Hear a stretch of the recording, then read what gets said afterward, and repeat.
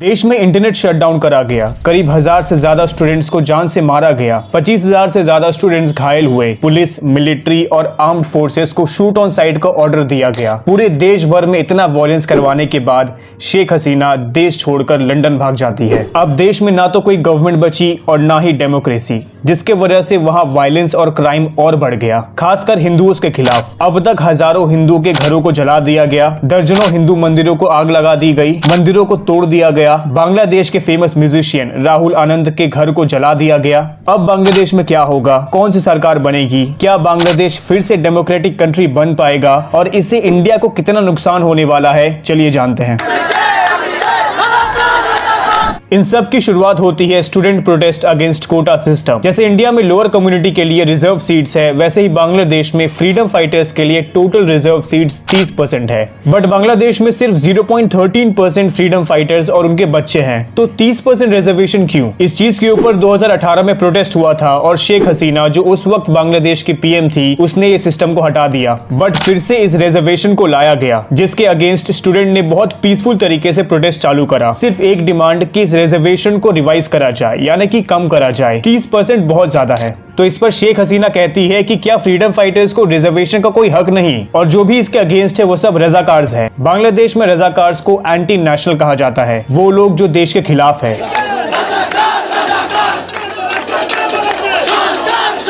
सिर्फ यही नहीं, इस मैटर को पीसफुली सुलझाने के बजाय शेख हसीना ने अपने गुंडों को, पुलिस और मिलिट्री को प्रोटेस्टर्स के अगेंस्ट खड़ा कर दिया और शूट ऑन साइट का ऑर्डर निकाला, जिसके कारण 1000 से ज्यादा स्टूडेंट्स की जान गई, 25,000 से ज्यादा स्टूडेंट्स घायल हुए और पूरे देश भर में कर्फ्यू लग गया। इनफैक्ट हालत इतनी बुरी थी कि छोटे बच्चे जो खिड़की से देख रहे थे, उन्हें भी नहीं छोड़ा गया। करीब 16 बच्चों को मार दिया गया। इतना ज्यादा वॉयलेंस करने के बाद फाइनली सुप्रीम कोर्ट ने ऑर्डर पास करा और फ्रीडम फाइटर्स के कोटा को कम करा गया। अब शेख हसीना को लग रहा था कि ये प्रोटेस्ट खत्म हो गया, लेकिन कोटा रिजर्वेशन को टेक डाउन करने के बाद स्टूडेंट्स का गुस्सा और बढ़ गया, क्योंकि जिस बेरहम तरीके से स्टूडेंट्स को मारा गया और जिस सिचुएशन में कोटा को टेक डाउन करा गया, वो एक्सेप्टेबल नहीं है। अब स्टूडेंट्स 9 पॉइंट डिमांड कर रहे थे। पहला, शेख हसीना इस मास किलिंग की रिस्पॉन्सिबिलिटी अपने ऊपर ले और एक्सेप्ट करे, क्योंकि इन सब के पीछे उन्हीं का हाथ है। दूसरा, home minister, road minister, transport, education minister जो उनके पार्टी के हैं, वो सब रिजाइन करे।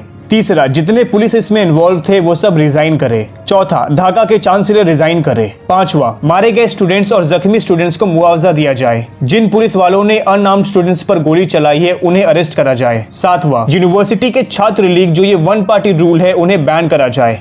आठवां, एजुकेशनल इंस्टीट्यूट रीओपन करा जाए। और आखिरी, ये गारंटी दिया जाए कि स्टूडेंट्स के साथ एकेडमिक या एडमिनिस्ट्रेटिव हरासमेंट फ्यूचर में ना करा जाए। अब इस मैटर को शांति से रिजॉल्व करने के बजाय शेख हसीना ने फिर से इन्हें दबाने के लिए वायलेंस का रास्ता चुना और इस बार डबल क्रैकडाउन करना शुरू कर दिया। पुलिस ने, मिलिट्री ने स्टूडेंट्स को टॉर्चर किया। स्टूडेंट लीडर को टॉर्चर करके ये स्टेटमेंट दिलवाया गया कि हम अपना प्रोटेस्ट वापस ले रहे हैं। हेलीकॉप्टर्स ने, स्नाइपर्स ने शूट करा स्टूडेंट्स के ऊपर। गन्स, राइफल्स सब यूज करा गया स्टूडेंट्स के ऊपर। अब स्टूडेंट्स का सबर का बांध टूट गया था और सब सिर्फ एक डिमांड कर रहे थे कि शेख हसीना को रिजाइन करना होगा। और सारे स्टूडेंट्स ढाका की तरफ बढ़ने लगे, शेख हसीना के रेजिडेंट्स को घेरने के लिए और अकाउंटेबिलिटी मांगने के लिए। अब तक शेख हसीना को समझ आ गया था कि उसकी सरकार जाने वाली है। जिस प्रोटेस्ट को ये वायलेंस से दबाना चाहती थी, अब वो उन्हीं पर बैकफायर हो गया, क्योंकि जो पुलिस और मिलिट्री अब तक शेख हसीना की बात मानकर स्टूडेंट्स को टॉर्चर कर रही थी, अब वही लोगों ने साफ कह दिया कि हम कर्फ्यू लगाएंगे लेकिन स्टूडेंट्स पर गोली नहीं चलाएंगे,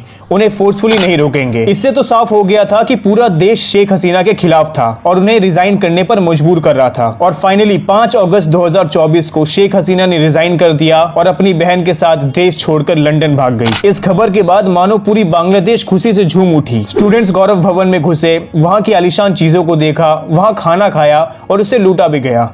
इसी बीच बांग्लादेश की आर्मी हेड ने यह अनाउंस करा कि अब वायलेंस से कुछ नहीं होगा और जो भी लोग इसके जिम्मेदार हैं उन्हें सजा मिलेगी और बांग्लादेश में एक टेम्परेरी गवर्नमेंट बनेगा डेमोक्रेसी को वापस लाने के लिए। बट शेख हसीना के जाने के बाद मानो वायलेंस और बढ़ गया। लोग अवामी पार्टी के घरों को जलाने लगे, माइनॉरिटीज पर हमला करने लगे, खासकर हिंदुओं पर। बट फाइनली मोहम्मद यूनुस को एज ए इंटरिम गवर्नमेंट चुना गया। मोहम्मद यूनुस एक बिजनेसमैन और फाउंडर ऑफ ग्रामीण बैंक है, जिन्होंने बांग्लादेश के गरीबों के लिए बहुत कुछ करा है। उन्हें लोन्स दिया, फ्री हेल्थ केयर दिया और बहुत सारी महिलाओं को सेल्फ डिपेंडेंट बनाया और इन सब के कारण उन्हें 2006 में नोबेल पीस प्राइज से सम्मानित भी करा गया। बट इन सब के बावजूद शेख हसीना ने यूनुस पर बहुत सारे फॉल्स एलिगेशन लगाए, जिसके खिलाफ यूनुस सालों तक लड़ते रहे। अब मोहम्मद यूनुस बांग्लादेश के इंटरिम गवर्नमेंट बन तो गए हैं, लेकिन सिर्फ इलेक्शन तक, क्योंकि यूनुस खुद कहते हैं कि उन्हें पॉलिटिक्स में कोई इंटरेस्ट नहीं है। वो सिर्फ देश को वापस स्टेबल करने के लिए और लोगों की भलाई के लिए ये पोस्ट संभाल रहे हैं। यानी कि ये कह सकते हैं कि यूनुस इलेक्शन में पार्टिसिपेट नहीं करेंगे और इससे प्रॉब्लम इंडिया को हो सकता है, क्योंकि इंडिया और बांग्लादेश का रिलेशन बहुत अच्छा है। बट वो अवामी पार्टी के साथ था जो प्रो इंडिया थी और सबसे बड़ी पार्टी थी। उसके बाद जो सबसे बड़ी पार्टी है वो है बीएनपी, बांग्लादेश नेशनलिस्ट पार्टी। और बीएनपी के रिश्ते इंडिया के साथ अच्छे नहीं है, वो पाकिस्तान और चाइना सपोर्टर है, जिससे ये हो सकता है कि बांग्लादेश में इंडियन प्रोजेक्ट्स को सपोर्ट ना करा जाए